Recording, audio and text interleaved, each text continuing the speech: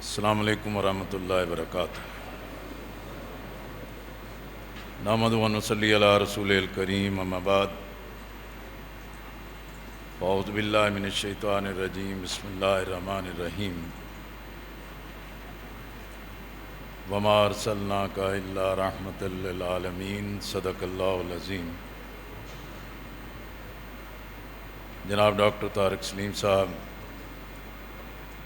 جناب سید عارف شیرازی صاحب، عثمان آکاش صاحب، اور میرے نہایت ہی قابل احترام قائدین محترم، دینی بھائیوں، عزیز نوجوانوں، معزز خواتین اسلام، میں آپ سب کا کرتبہ سٹی میں اس پروگرام کے اہتمام میں فیصلے کی بھی اور شرکت پر بھی خیر مقدم کرتا ہوں۔ ظاہر ہے کہ یہ پروگرام ایک ایسے موقع پہ رکھا گیا ہے، صرف کرتبہ میں ہی نہیں، پورے ملک میں موسم بڑا تلخ ہے۔ ہم نے کوشش کی ہے کہ انتظامات کے حوالے سے ہماری ٹیم آپ کی خدمت کرے۔ عثمان آکاش صاحب بھی، خالد محمود مرزا صاحب بھی، اور اسی طرح پوری انتظامی ٹیم نے مسلسل یہاں آ کے کوشش کی ہے۔ کرتبہ کی تعمیرات کا ہم نے عصر نو پچھلے دسمبر سے شروع کیا تھا۔ الحمدللہ ایک بیس لائن کے ساتھ چیزوں کی تکمیل کی طرف آگے بڑھ رہے ہیں۔ ہمارا اندازہ ہے کہ انشاءاللہ اس کے فیز 1 کو ہم دسمبر 2023 تک بہت حد تک مکمل کر لیں گے، اور اسی کے ساتھ ہی اس کے فیز 2 کا بھی آغاز کر دیں گے، اور اپنے معاہدے کے مطابق 2024-25 تک انشاءاللہ اس کی بھی تکمیل ہوگی۔ اور اس کے ساتھ ساتھ کرتبہ سٹی کے قیام کے جو بنیادی مقاصد یونیورسٹی جامع مسجد کا ہے، اب ہم اس کی تعمیر کی طرف بھی آگے بڑھ رہے ہیں۔ یہ کام میرے سپرد کیا گیا تو میں کوشش کر رہا ہوں کہ ہفتے میں 3 سے 4 دن یہاں گزارتا ہوں،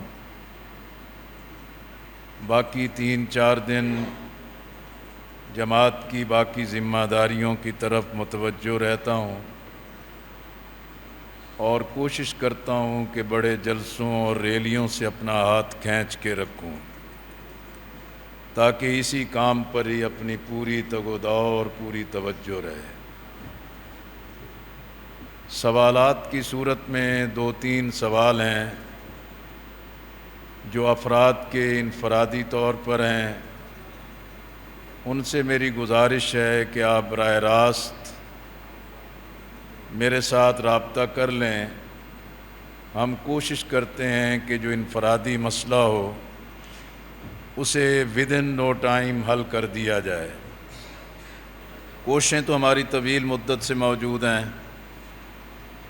ہماری انتخابی اصلاحات میں بھی ٹاپ پرائرٹی ہے کہ یہ الیکٹیبلز جاگیرداروں کے چنگل سے نکلنے کے لیے پارٹی بیس پہ الیکشن ہے، تو یہ پارٹی کو ہی ووٹ ہونا چاہیے، متناسب نمائندگی پر ہونا چاہیے۔ لیکن یہ المیہ اور بدقسمتی ہے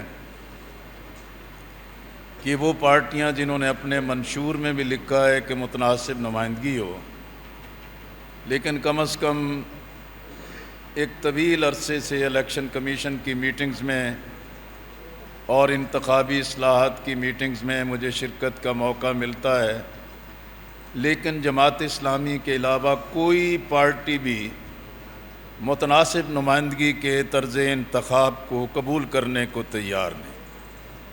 بہرحال ہم اپنے موقف پر قائم ہیں ہمارا مطالبہ موجود ہے اور اس چیز کے لیے ہم قائل کرنے کی کوشش کر رہے ہیں۔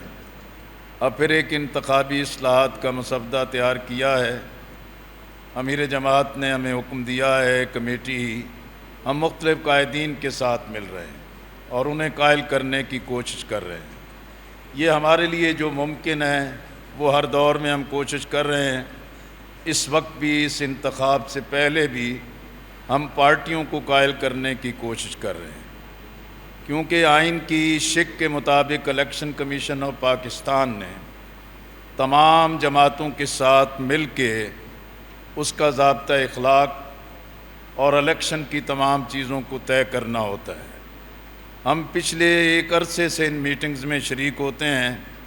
جماعت اسلامی اپنے موقف پر قائم ہوتی ہے، لیکن باقی کوئی پارٹی بھی اس کے لیے تیار نہیں ہے۔ ہم پارٹیوں سے بات چیت کر کے اس چیز کی طرف کوشش کر رہے ہیں۔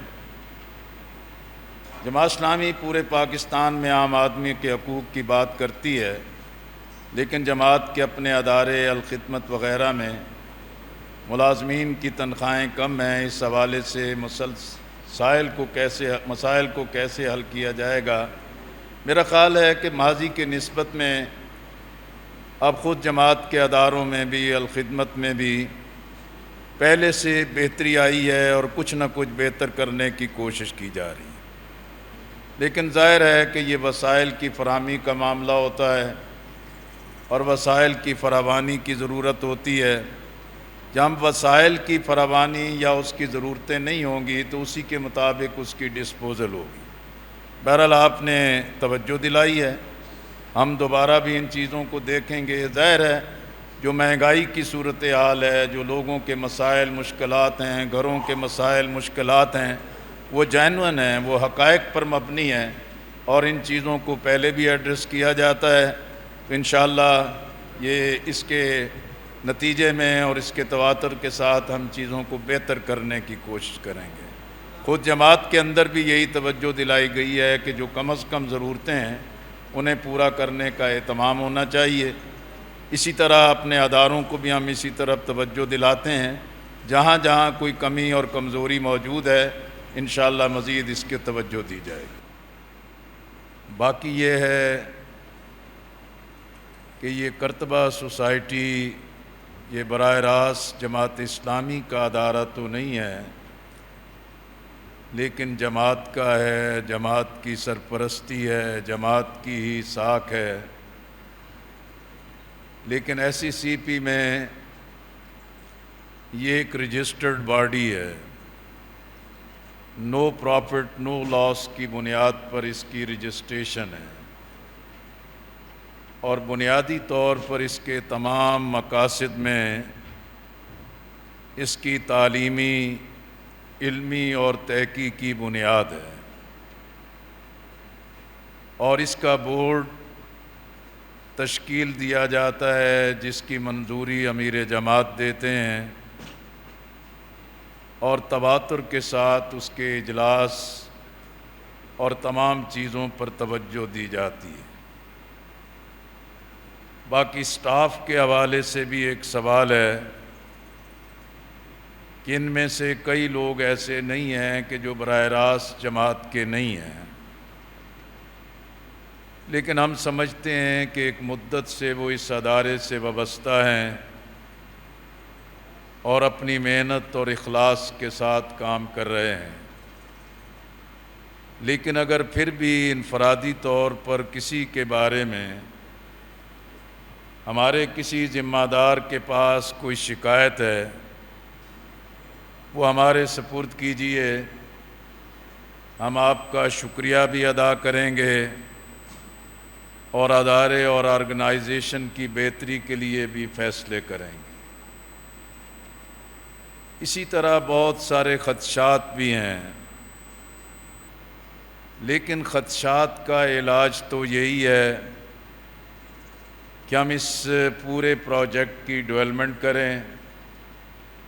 انشاءاللہ ہم توقع رکھتے ہیں کہ آئندہ 6 ماہ میں یہاں 1000 کے لگ بھگ مکانات کی تعمیر کا آغاز ہوگا۔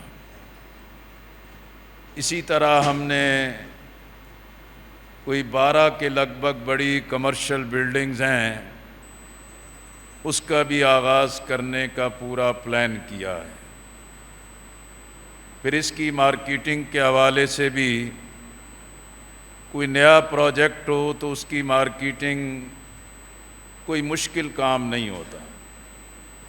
ہم اس فیز 1 میں میکسیمم اپنے پلاٹ بیچ چکے ہیں، اور یہ مسئلہ کرتبہ سٹی کے ساتھ نہیں ہے کہ ہم کوئی نئی مارکیٹنگ کریں۔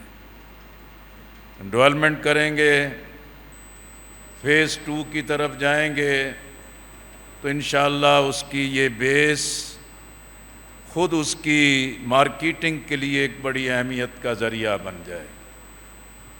بہرحال میں آپ سے گزارش کرتا ہوں کہ آپ دعا بھی کیجئے، اور اس پروجیکٹ کی تکمیل کے لیے جو جماعت کے ساتھ توقعات ہیں، ہم اسی چیز پر متوجہ ہیں کہ اس ساکھ کو بھی بحال کیا جائے، اور یہ پروجیکٹ بھی جو ہے کہ لوگوں کی امیدوں کے ساتھ اپنی تکمیل کی طرف آگے بڑھے۔ معزز خواتین و حضرات، اعتراضات اور سوالات کے حوالے سے جناب ڈاکٹر طارق سلیم صاحب بہت ہی شاندار جوابات آپ کے سامنے رکھ رہے تھے۔ یہ سٹیج پہ صوفوں پہ بیٹھنے کے حوالے سے بھی ایک سوال مجھے یاد ہے کہ یہ 1982-83 کی بات ہے۔ منصورہ میں کل پاکستان اجتماع ارکان ہوا۔ میں جماعت اسلامی لاہور کا قیم تھا۔ ناظم اجتماع سید گیلانی صاحب رحمۃ اللہ علیہ تھے۔ انہوں نے مجھے کہا کہ نام تو میرا ہے لیکن کام کرنا بس آپ کا کام ہے۔ میں انتظامات میں تھا تو مجھے اطلاع ملی کہ امیر جماعت میاں طفیل محمد صاحب سٹیج پر طلب کر رہے ہیں۔ میں بھاگتا ہامتا کامتا وہاں پہنچا اور اجتماع کے حوالے سے مجھے کھڑا کر دیا۔ میں یہی سمجھا کہ اجتماع کی پوری ہدایات سب کے سامنے رکھنی ہے، لیکن میاں صاحب نے مجھے چٹیں دیں۔ ان میں یہ لکھا تھا کہ بھی مولانا سید ابوالعالیٰ مودودی رحمۃ اللہ علیہ تھے، سٹیج پر ایک کرسی تھی، اب آپ نے سارے قائدین کو اوپر کرسی پہ کیوں بٹھایا ہے؟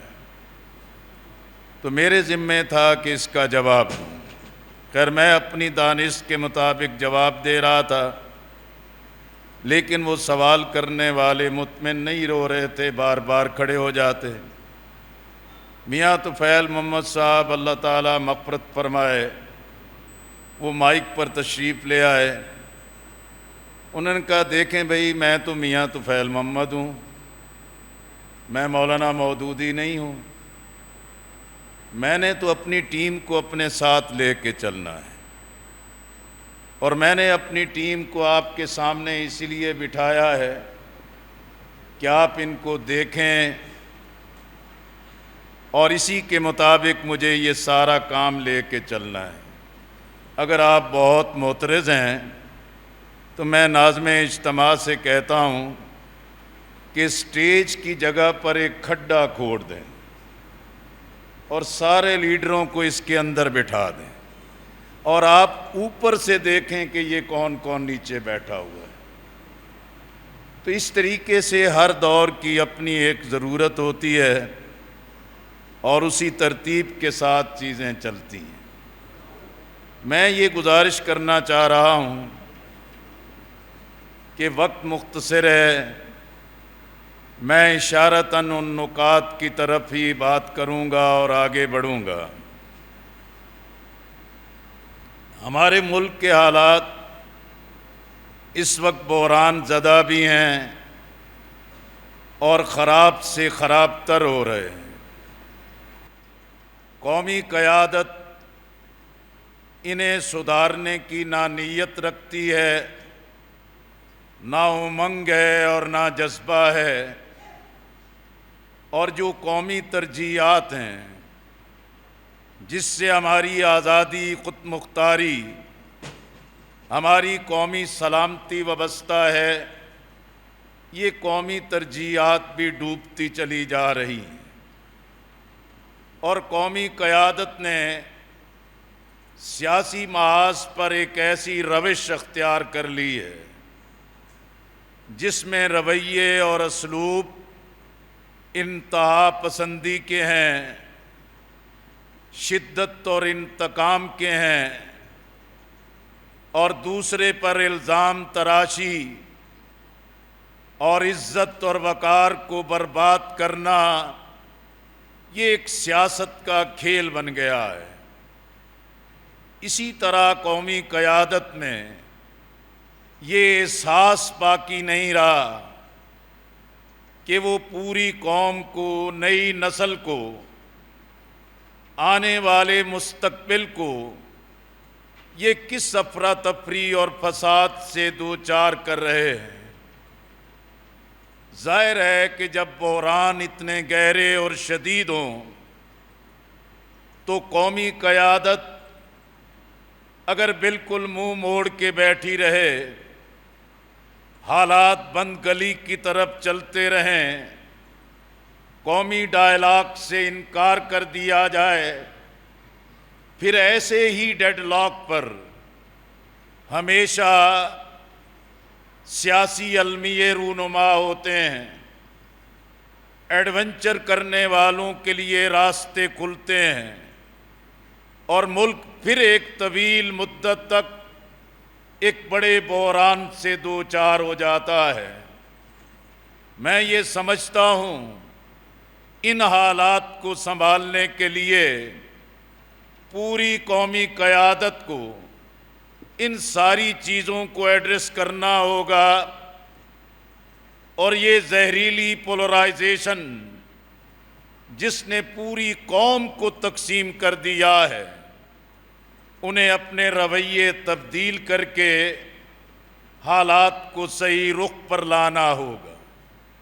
اس مرتبہ بھی مرکزی مجلس شورا نے قومی قیادت کے سامنے اسی بات کی نشاندہی کی ہے۔ پھر اقتصادی بحران ہے جو ایک بڑی تباہی کا منظر پیش کر رہا ہے۔ 70 سال سے ہم ایک ہی رخ پر آگے بڑھتے چلے جا رہے ہیں۔ اب یہ قومی بجٹ آیا ہے، اس میں 3950 ارب روپے سود کی ادائیگی کے لیے رکھے گئے۔ یہ ڈیفنس سے بھی زیادہ رقم ہے۔ اسی طرح اخراجات 9502 ارب رکھے گئے ہیں۔ آمدن 4904 ارب روپے رکھے گئے ہیں۔ خسارہ 4589 ارب روپے کا ہے۔ اب یہ جو گیپ ہے، اس میں اور قرضے آئیں گے، اور ٹیکس آئیں گے، اور کشکول بڑا ہوگا، اور قومی معیشت پہلے سے زیادہ دباؤ اور بحران کا شکار ہوگی۔ حالانکہ یہ موقع تھا کہ سود کے خاتمے کے لیے سپریم کورٹ کے فیصلے کے مطابق معاملے کے ریفر بیک ہونے پہ وفاقی شرعی عدالت نے ایک تاریخ ساز فیصلہ دیا ہے، لیکن المیہ یہی ہے، فوجی حکمران ہوں، اسلام کی باتیں کرنے والے ہوں، قیام پاکستان کے دعوے دار ہوں، ریاست مدینہ کے نظام کے دعوے دار ہوں، کوئی بھی حکمران نیت سے یہ کام کرنے کو تیار نہیں رہا کہ یہ قومی معیشت جس عذاب سے دوچار ہو گئی ہے، ایک نئے نظام کی ضرورت ہے۔ کشکول اور بیرونی سہاروں کی بجائے خود انحصاری، اپنے وسائل پر اعتماد، اپنی زراعت کی طاقت کو عروج دینا، بیرون ملک پاکستانیوں پر اعتماد بحال کر کے اپنے قدموں پہ کھڑا ہونا اور اسلام کے معاشی نظام کی بنیاد پر اس اقتصادی تباہی کے منظر کے رخ کو موڑا جائے۔ لیکن جب تک ول نہ ہو، جب تک عزم نہ ہو، جب تک اس کے مطابق ملک بھر میں سے ماہرین کو جمع کر کے اس کا حل تلاش نہ کیا جائے، یہ تباہی اور بربادی مزید آگے بڑھتی چلی جائے گی۔ آپ دیکھ رہے ہیں کہ IMF جس سے $1 ارب قرضہ لینے کے لیے بدترین شرائط قوم پر مسلط کی جا رہی ہیں۔ IMF وہ ادارہ ہے جس میں 157 ممالک ممبر ہیں، پاکستان بھی اس کا ممبر ہے، اس کے حصص خریدے ہیں۔ امریکہ کم و بیش 37% حصص کا مالک ہے۔ IMF کا یہ رول ہے کہ وہ کسی بھی ملک کی اکنامک مینجمنٹ، فائنانشل مینجمنٹ جب خراب ہوتی ہے اس میں ڈائریکشن دیتے ہیں، پھر ایک سرٹیفکیٹ جاری کرتے ہیں جس سے دنیا کو میسج ہوتا ہے یہ ملک سٹیبل ہے، ڈیفالٹ نہیں کر رہا اور یہ اپنے کمٹمنٹس کو پورا کرے گا۔ اور پچھلے ہم 50 سال سے اسی سرکل میں رہتے ہوئے IMF کو بھی دھوکہ دیتے ہیں۔ IMF بھی اپنی بدترین شرائط لاتا ہے اور ہماری معیشت ڈوبتی چلی جا رہی ہے۔ میں صرف یہ کہنا چاہتا ہوں کہ آج فوجی حکمران آئے، پیپلز پارٹی آئی، مسلم لیگ بار بار آئی، PTI اپنے دعووں کے ساتھ آئی، بڑے بڑے بیانیے آئے کہ روٹی کپڑا مکان ہے، ملک کی ترقی کا نعرہ ہے، ایشین ٹائیگر بنانا ہے، عورت کی حکمرانی کا بیانیہ ہے، روشن خیالی کا بیانیہ ہے، یہ سونامی تبدیلی اور ریاست مدینہ کا بیانیہ ہے۔ لیکن یہ طرز حکمرانی بھی اور بیانیے تراش کے اس کی پشت پہ بے پناہ دولت خرچ کر کے عوام کے ذہنوں کو معاف کر کے جو پولرائزیشن کی سیاست ہے یہ ناکام ہو چکی ہے، بے نقاب ہو چکی ہے۔ اس کی کوکھ سے ملک و ملت کو کوئی بہتری نہیں مل سکتی، اس لیے ناگزیر ہے، یہ نوشتہ دیوار ہے کہ اس ملک کو سنبھالنے کے لیے، ان بحرانوں کے خاتمے کے لیے، قومی وحدت اور یکجہتی کے لیے ایک بڑا چیلنج ہے اور ایک بڑی جدوجہد کی ضرورت ہے۔ اسی طرح انتخابات ہی پائیدار جمہوریت، عوامی اعتماد کی بحالی، ملک کے اندر آئین اور اس کے ضابطوں کے مطابق چلانے کی اس کی بنیادی ضرورت ہے۔ لیکن یہ بھی المیہ ہے، انتخاب مشکوک ہیں، انتخاب غیر معتبر ہیں، انتخابات لوٹے جاتے ہیں، مال دولت خرچ کر کے یہ اقتدار کا چسکا پورا کیا جاتا ہے۔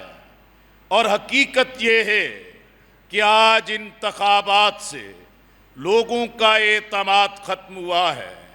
لیکن میرے عزیزو، آج ہم یہی چاہتے ہیں کہ انتخابی اصلاحات ہوں، عوام کا اعتماد بحال کیا جائے، لوگوں کے ووٹ کی جو تقدس ہے اس پر اعتماد بحال کیا جائے۔ مولانا سید ابوالعلا مودودی رحمۃ اللہ علیہ کا فرمان ہے کہ انتخابات یہ شفاف ہوں، غیر جانبدارانہ ہوں، اب ووٹر کو اپنے ووٹ دینے پر اعتماد ہو، اس کے نتائج پر اعتماد ہو، اس کے اچھے یا برے نتائج کی اونس لینے کے لیے عوام تیار ہوں، پھر 3 مسلسل ایسے انتخاب اس پوری قوم کے ذہن کو بدل دیں گے۔ اس لیے آج ہم یہی سمجھتے ہیں، شفاف اور غیر جانبدارانہ انتخاب، ایسی انتخابی اصلاحات کہ جس سے عوام کا اعتماد بحال ہو۔ اسی طریقے سے بیانیہ کوئی پیش کرے، لیکن جماعت اسلامی کا بیانیہ واضح اور دو ٹوک ہے کہ اسلامی پاکستان، خوشحال پاکستان۔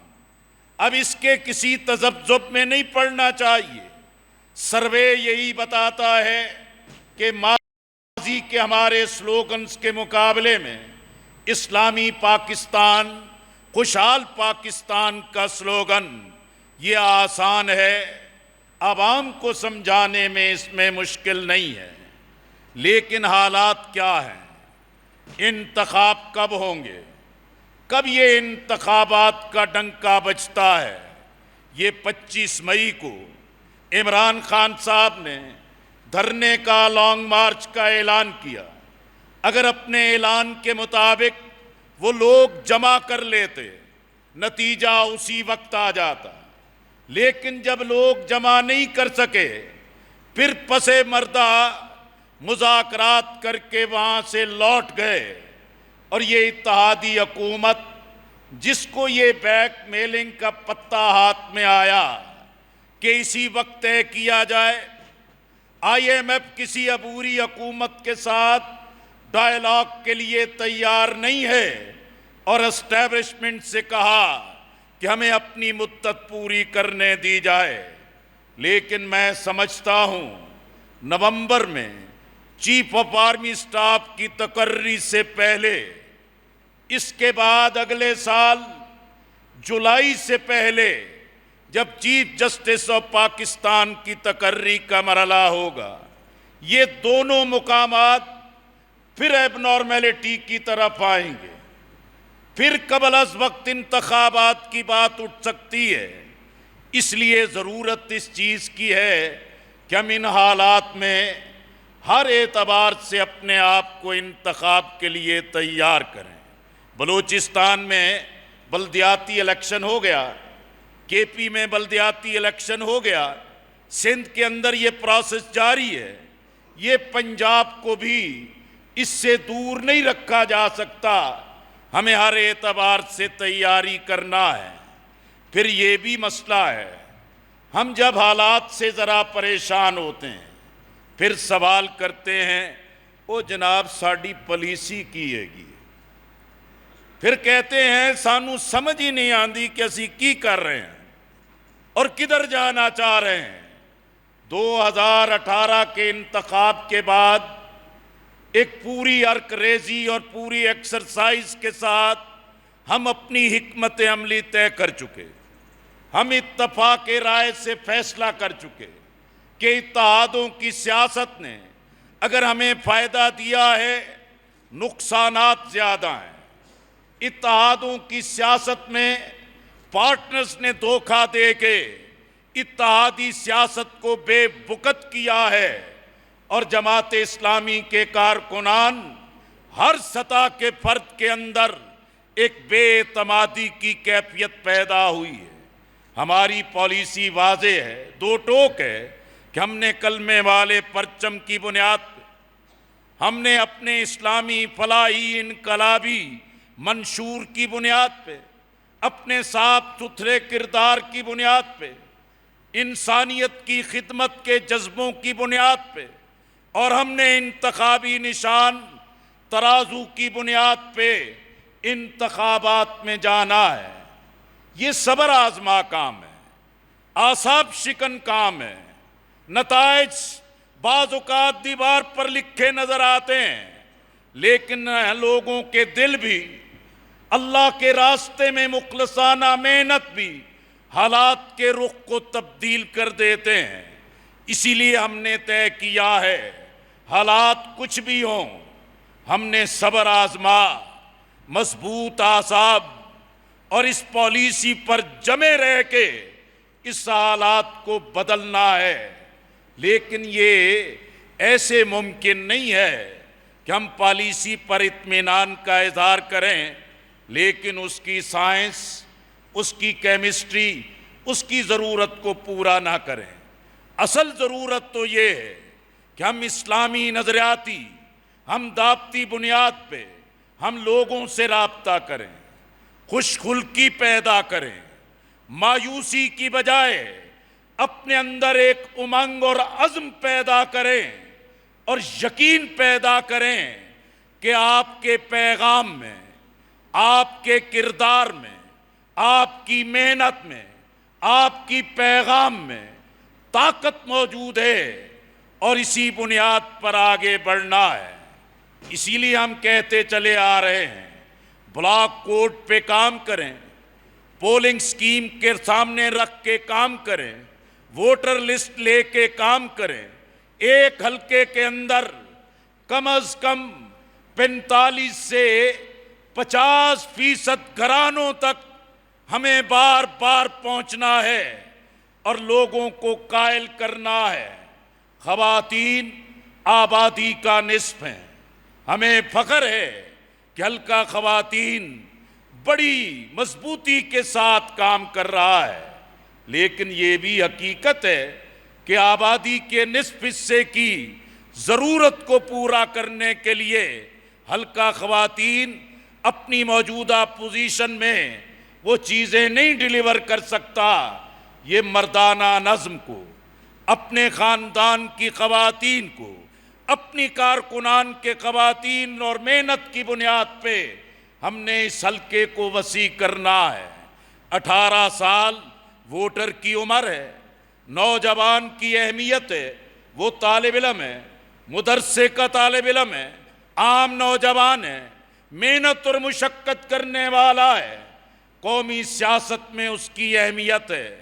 غرض میں یہ کہنا چاہ رہا ہوں کہ اس پورے منظر کو سامنے رکھ کے جماعت اسلامی کے ہر فرد کو یکسو ہونا پڑے گا اور یہ کام اسی صورت میں ممکن ہے۔ للہیت ہو، توکل اللہ ہو، تقوی کا راستہ ہو، محنت اور مشقت کے لیے تیار ہوں اور لوگوں کے ساتھ بیر نہ رکھیں۔ جہاں جائیں گے، کوئی مسلم لیگ کا ہوگا، کوئی پی ٹی آئی کا ہوگا، کسی مسلکی جماعت کا ہوگا، کوئی پیپلز پارٹی کا ہوگا، لیکن ہم ان کی باتوں سے بدمزہ ہو کے ان کو یہ کہہ کے واپس آنا کہ تم تو ہو ہی چور اور چوروں کے ساتھی ہو، اور اس کو پختہ کرنا۔ مولانا گلزار احمد مظاہری رحمت اللہ علیہ فرماتے تھے کہ ہمارے کارکنان کی عادت بن گئی ہے، 2-4 پمفلٹ پڑھتے ہیں، پھر مسجد کے امام اور خطیب کے سامنے بیٹھ کر جب تک یہ نہ کہہ لیں کہ تینوں تے دین دا فہم ہی نہیں ہے، اس وقت تک روٹی ہضم نہیں ہوتی۔ میں یہ کہنا چاہتا ہوں، وسعت نظر ہو، وسعت قلب ہو، سب کو لے کے چلنا ہو۔ ہر شخص اس نظام سے تنگ ہے، ہر شخص اس صورتحال سے تنگ ہے۔ پی ٹی آئی کی لیڈرشپ ملتی ہے، وہ یہی کہتے ہیں کہ پارٹی کے اندر ایک بغاوت ہے، بے شمار ذہن پیدا ہو گئے۔ ابھی عمران خان کا یہ سر چڑھ کے جوا چل رہا ہے، لیکن کسی وقت بھی کولیپس ہو سکتا ہے، کسی وقت بھی اندر سے بغاوت کھڑی ہو سکتی ہے۔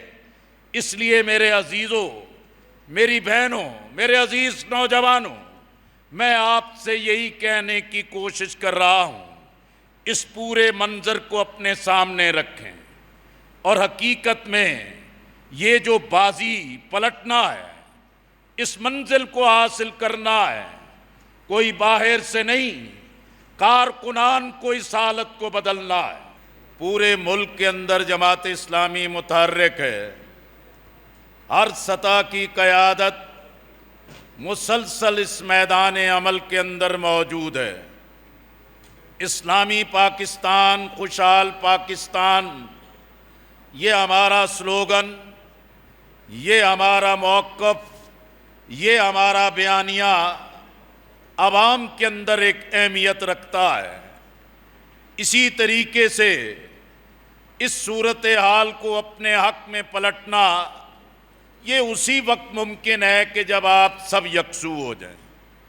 آج سے اس مدت کو دیکھیں، مولانا سید ابو العالیٰ مودودی رحمۃ اللہ علیہ تنہا تھے، جماعت اسلامی مختصر تھی، لیکن ان کے وین اور محنت کی بنیاد پہ یہ قرارداد مقاصد منظور ہو گئی۔ جب دینی جماعتوں پر پھپتی کسی گئی، مولانا مودودی رحمۃ اللہ علیہ نے سب کو جمع کر کے 22 نکات پر اتفاق کر لیا۔ جب مساجد، مدارس، امام بارگاہیں، جب یہ دینی مراکز قتل و غارت گری کے مرکز بن گئے، اس وقت بھی قاضی حسین احمد رحمۃ اللہ علیہ نے اکابر علماء کو ملا کے ایک ایسے ضابطہ اخلاق کو تشکیل دیا جو تمام مسالک کے درمیان آج بھی ایک اسلامی اور نیشنل ڈاکومنٹ ہے۔ پاکستان کا آئین ہے اور پاکستان کا دستور ہے جس میں ریاست کا مذہب اسلام ہے۔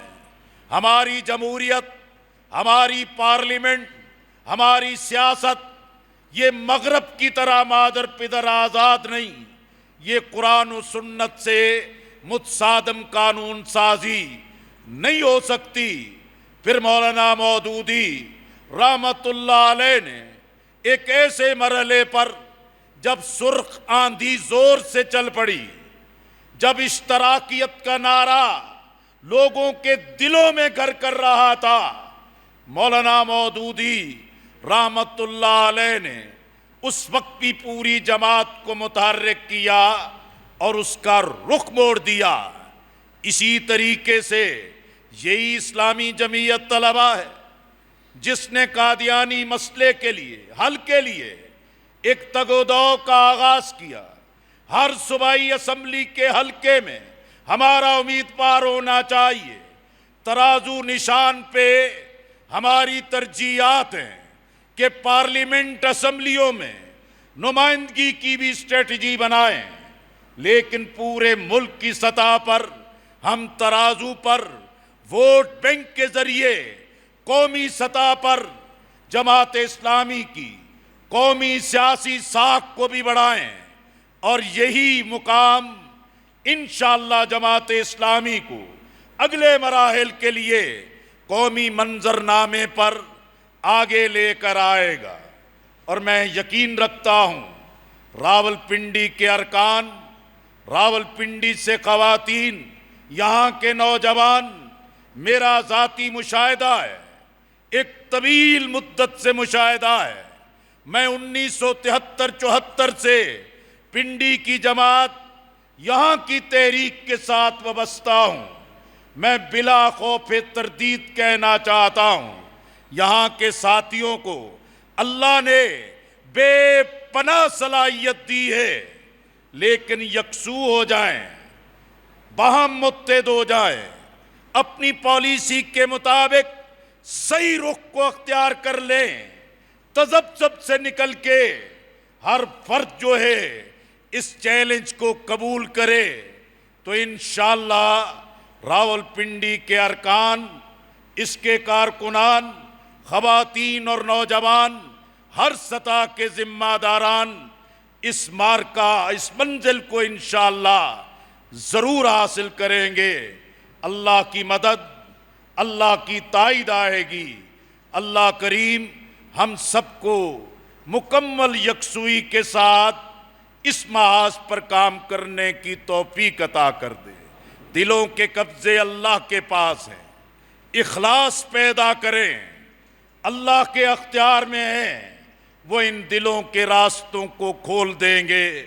وآخر الدعوانا ان الحمدللہ رب العالمین۔